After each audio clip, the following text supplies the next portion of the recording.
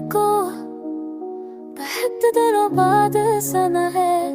जब खामोश कब्रों ने मेरा नाम लिया है।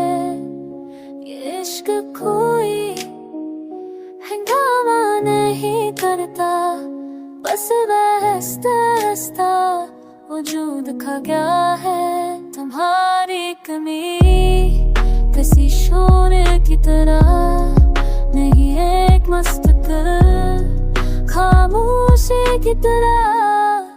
हाँ में सीखे घर घर फरवा भी हवा से न चले है साथ नहीं, ये चाहता मैं है मगर सती से सीखा तुम्हारे बगैर भी सांस चल रही है,